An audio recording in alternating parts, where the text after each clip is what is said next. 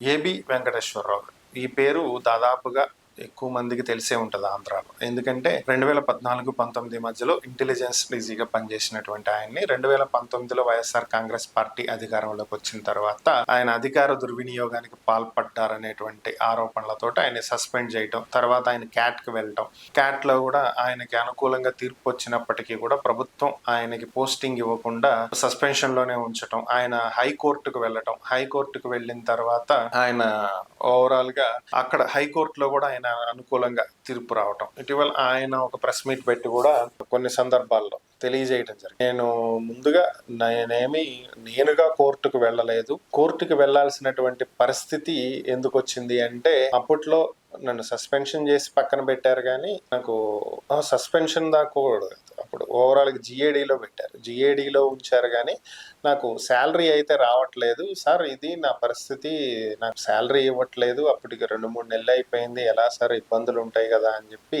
సిఎస్ని అడిగితే అఫీషియల్ గా మీరు ఒక లెటర్ పెట్టండి, దాని ప్రకారం ఏదో ఒకటి చేయటానికి ఉంటది కదా అని చెప్పి ఆయన ఇచ్చినటువంటి సలహా మేరకు లెటర్ పెడితే, అదిగో లెటర్ పెడతావా అని చెప్పి ఈగో ఇష్యూస్ కు పోయి సస్పెండ్ చేయడం జరిగింది. ఆ తర్వాత నేను కోర్టుకు వెళ్లాల్సినటువంటి పరిస్థితిని కూడా కల్పించారని చెప్పి ఆయనే చెప్పినటువంటి పరిస్థితి. ఇప్పుడు దీనికి సంబంధించే ఆయన ఒక 11 మందికి నోటీస్ పంపించారు, ఇంకొక 4గురికి కూడా పంపిస్తారు, ఓవరాల్ గా 15 మందికి నోటీసులు పంపించబోతున్నారు అనేటువంటి వార్తలు అయితే వస్తున్నాయి. దీంట్లో అప్పట్లో డీజీపీగా పనిచేసినటువంటి గౌతమ్ సవాంగ్ తో పాటు పివి సునీల్ కుమార్, అలాగే పిఎస్ఆర్ ఆంజనేయులు, ఇలా చాలా మంది ఐపీఎస్ల పేర్లు ఉన్నాయి, మరి కొంతమంది ఐఏఎస్ల పేర్లు ఉన్నాయి, చీఫ్ సెక్రటరీ ప్రజెంట్ ప్రభుత్వాన్ని కూడా అటాచ్ చేశారు. అంటే అప్పుడు వైఎస్ఆర్ కాంగ్రెస్ పార్టీ అధికారంలో ఉంది కదా అని వైఎస్ఆర్ కాంగ్రెస్ పార్టీకి నోటీసులు ఇవ్వలేరు.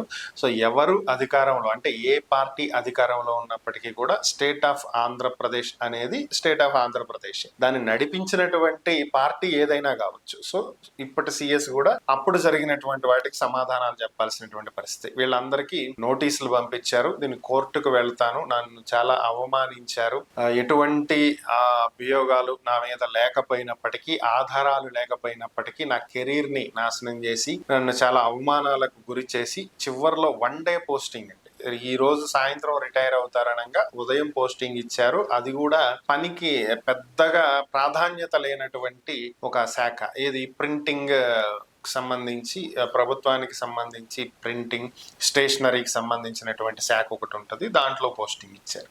సో ఇట్లా నన్ను చాలా మంచి పొజిషన్కి వెళ్ళాల్సినటువంటి నా కెరీర్ ని స్పాయిల్ చేసేసారు, నన్ను చాలా ఇబ్బంది గురి చేశారు. సో కాబట్టి దీనికి సంబంధించి ఎక్స్ప్లెనేషన్ ఇవ్వండి.